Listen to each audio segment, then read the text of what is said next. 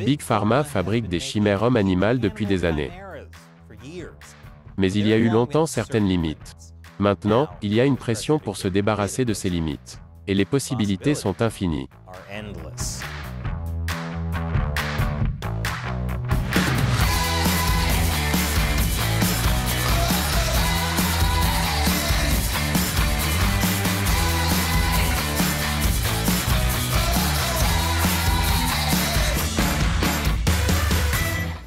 Bienvenue à l'émission Amérique dévoilée, je suis Chris Chappell. Les États-Unis sont à la tête du monde en matière de science et de technologie médicale. La plupart des soins de santé de pointe dans le monde, qu'il s'agisse de médicaments, de vaccins ou de chirurgies avancées, ont été développés en premier lieu en Amérique.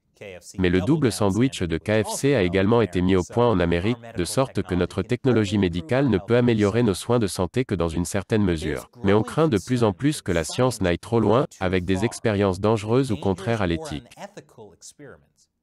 Comme faire des chimères homme-animal. Non, je ne parle pas de vraies fourrures vivantes. C'est déjà assez terrifiant quand il s'agit juste de personnes déguisées. Je parle du type de chimères homme-animal qui sont créées lorsque des embryons humains sont injectés dans des fœtus animaux au cours de leur développement précoce, ou vice-versa. Les entreprises pharmaceutiques utilisent des chimères homme-animal depuis des années. Mais toutes n'impliquent pas l'utilisation d'embryons humains. Par exemple, les scientifiques ont testé des médicaments sur des souris au foie humanisé afin de prédire comment un humain ordinaire pourrait réagir. Dans ce cas, des cellules de foie humain sont injectées à des souris pour créer les foies humanisés. Cela se fait avant le début des essais sur l'homme pour ce médicament, avec l'idée qu'au moins il ne teste pas de médicaments potentiellement dangereux sur des personnes. Ce qui rend la chose éthique. Mais c'est mieux que l'alternative, puisque l'expérimentation de médicaments potentiellement dangereux sur des humains peut conduire à des choses comme ça. Dites simplement non, les enfants. Les souris humanisées sont également utilisées pour créer certains traitements contre le cancer. Toutes les chimères homme-animal ne sont donc pas identiques. Les instituts américains de la santé, l'agence gouvernementale américaine chargée de la recherche biomédicale et de la santé publique, ont interdit le financement de la recherche sur certains types de chimères homme-animal. Plus précisément, ils ont déclaré qu'ils ne financeraient pas les recherches impliquant l'injection de cellules souches humaines dans des embryons animaux. Mais il y a 5 ans, ils ont levé cette interdiction de financement. Ne vous inquiétez pas, ces souris ne vont probablement pas envahir le laboratoire et asservir les scientifiques humains avec leurs super pouvoirs chimériques. Mais peut-être qu'elles le feront.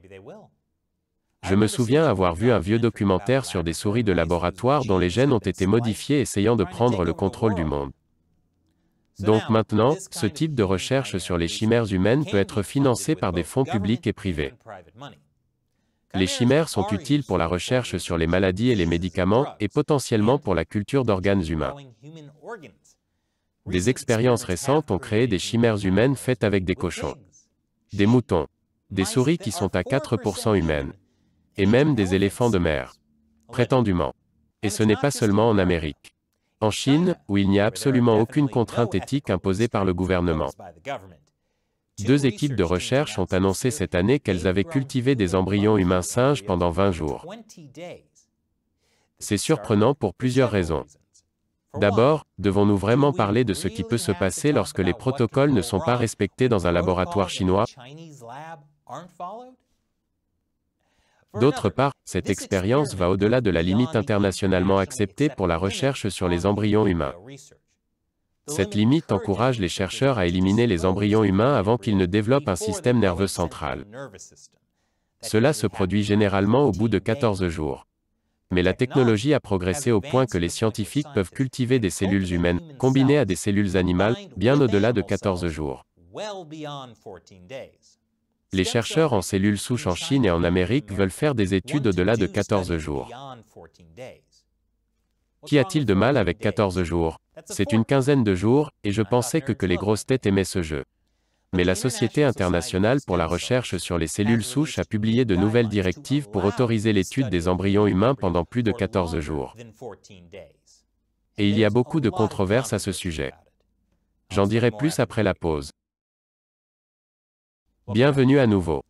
Le mois dernier, la Société internationale pour la recherche sur les cellules souches a mis à jour ses directives sur l'étude des embryons humains. Il ne s'agit que de directives sans pouvoir juridique. Mais ces directives peuvent aider à façonner la politique. Et elles façonnent la vision des scientifiques sur ce qui est considéré comme éthique. Des directives antérieures à 2016 interdisaient la culture et l'utilisation d'embryons au-delà de 14 jours. Mais depuis, les chercheurs en cellules souches ont fait de grandes avancées. Beaucoup voulaient que les lignes directrices soient mises à jour pour refléter ces avancées technologiques en autorisant les expériences sur des embryons humains plus matures. Repousser la limite et permettre aux embryons humains de se développer ne serait-ce que quelques jours ou une semaine de plus au-delà de la limite des 14 jours pourrait apporter de nouvelles connaissances utiles sur le développement humain précoce, les anomalies congénitales et l'infertilité. Oh, le miracle de la vie! Regardez une cellule humaine grandir et mûrir pour qu'un jour vous puissiez la greffer avec un embryon de hérisson. Ça vous donne vraiment envie de devenir parent. Ou de subir une vasectomie. Honnêtement, je ne sais pas lequel des deux. Repousser les limites peut aussi aider l'étude des chimères hommes-singes. Celle-ci a été freinée parce que les chercheurs n'ont pas été en mesure de cultiver des embryons de singes suffisamment longtemps pour voir comment les cellules humaines injectées se comportent. Un hybride homme-singe qui repousse ses limites, on dirait qu'ils sont en train de grandir Vegeta de Dragon Ball Z, ce qui serait génial. Je suis juste Saiyan. Les directives ne sont pas juridiquement contraignantes et ne peuvent pas annuler les lois d'un pays qui pourrait maintenir la limite de 14 jours. C'est pourquoi elles appellent les académies nationales des sciences, les sociétés académiques. Les bailleurs de fonds et les régulateurs à mener des conversations publiques sur les questions sociétales et éthiques soulevées par l'autorisation de telles recherches. Et alors que les chercheurs sur les cellules souches encouragent la levée de la limite de 14 jours, ils veulent la remplacer par aucune limite. Tout comme une autre abomination illimitée de la nature, les pâtes et les graissins sans fin d'Olive Garden. Le président du groupe de travail qui a rédigé les lignes directrices déclare qu'il est à la fois difficile et inutile de proposer une nouvelle limite. Il répond aux critiques en disant qu'il serait contraire à l'éthique de ne pas faire de recherche sur les embryons humains après 14 jours. Son argument est que c'est éthique parce que les embryons humains sont déjà extraits. Cet argument est comme dire à un végétalien qu'il n'est pas éthique pour lui de ne pas manger ce steak de 2 kg. La vache est déjà cuite, alors prenez-en une bouchée. Mais certains scientifiques et bioéthiciens trouvent ces nouvelles directives profondément troublantes. Un bioéthicien canadien affirme que la décision de renoncer à la règle établie des 14 jours est une erreur. Et un membre de la Société internationale pour la recherche sur les cellules souches soutient qu'une ligne directrice ouverte est insensée. Sans limite claire, certains chercheurs pourraient aller trop loin dans l'utilisation des nouvelles technologies de culture d'embryons. Ils craignent que ce soit une pente glissante qui commence avec ceci et se termine par ceci. Vous êtes allé trop loin cette fois, la science. Et aux États-Unis, de nombreux républicains ont fait pression pour une règle qui interdirait les expériences sur certains types de chimères homme-animal. Je vous en dirai plus après la pause. Bienvenue à nouveau. Certains Américains pensent que la vie humaine commence dès la conception. Et c'est généralement la position du Parti républicain. Le sénateur Mike Browns dit « La vie humaine est distincte et sacrée, et la recherche qui crée des chimères devrait être complètement interdite. » Le sénateur James Lankford dit que « Les chercheurs devraient se concentrer sur la valorisation de la dignité de la vie humaine, et non pas essayer de fusionner génétiquement et de manipuler les humains et les animaux. » Le sénateur Steve Daines affirme que nous ne devons pas devenir comme la Chine en ne reconnaissant pas la valeur distincte des humains par rapport aux animaux. Nous devons effectivement commencer à valoriser les humains par rapport aux animaux. Parce que si on ne le fait pas, on finit comme PETA. Ne jamais devenir comme PETA.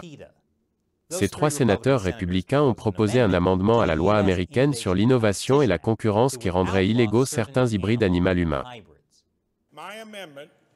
Mon amendement interdirait cette pratique. En appliquant la politique anti-chimère actuelle des instituts américains de la santé de manière universelle. En raison de la nature dangereuse et offensive de cette recherche. Mon amendement impose des sanctions à ceux qui participent à cette recherche contraire à l'éthique. C'est une façon d'être un rabat-joie et de ruiner mon rêve de devenir un jour un centaure pion Asus. Tu n'es pas allé assez loin, science. Le sénateur Brown a également critiqué la Société internationale pour la recherche sur les cellules souches pour avoir fourni des conseils qui assouplissent les restrictions sur la recherche sur les embryons humains. Je demande à mes collègues du Sénat de rejeter cette position étrangère et de maintenir les normes éthiques de nos propres instituts américains de la santé. Son amendement n'interdirait pas l'utilisation de chimères pour la recherche sur les transplantations d'organes, mais il arrêterait un certain nombre de choses, notamment l'introduction d'embryons humains dans l'utérus d'un animal, ou vice-versa, et la fabrication d'un animal avec des tissus cérébraux humains, ou d'un animal ayant des caractéristiques semblables à celles de l'homme. Les violations entraîneraient une peine de 10 ans de prison, une amende d'1 million de dollars, ou les deux. Ce qui ferait des présentations de compagnons de cellules un peu gênantes. Alors, vous êtes là pourquoi? Quadruple homicide avec une spatule en bois. Et toi? J'ai essayé de faire de vrais pelucheux. Garde, je ne peux pas rester ici avec ce maniaque. Donc on ne verra pas de vrais pelucheux vivants? Oh, on pourrait. Parce que cet amendement n'a pas été retenu dans le projet de loi final. 48 républicains ont soutenu l'amendement, mais 49 démocrates et indépendants ont voté contre. Et c'était suffisant pour stopper l'interdiction. Mais si cela vous inquiète, détendez-vous. C'est une pente glissante très longue et très douce. Ne demandez simplement pas ce qui rend la pente si glissante. Alors, qu'en pensez-vous? Dans quelle mesure la recherche sur les chimères humaines et animales est-elle éthique? Comment les États-Unis devraient-ils fixer la limite, si la recherche peut potentiellement sauver des vies? Et qu'en est-il, puisque la Chine le fait quand même? Laissez vos commentaires ci-dessous. Et s'il vous plaît, soutenez l'émission Amérique dévoilée en vous rendant sur le site de crowdfunding patreon.com/americauncovered. Nous comptons sur vos contributions. Encore une fois, je suis Chris Chappell, merci de regarder Amérique dévoilée.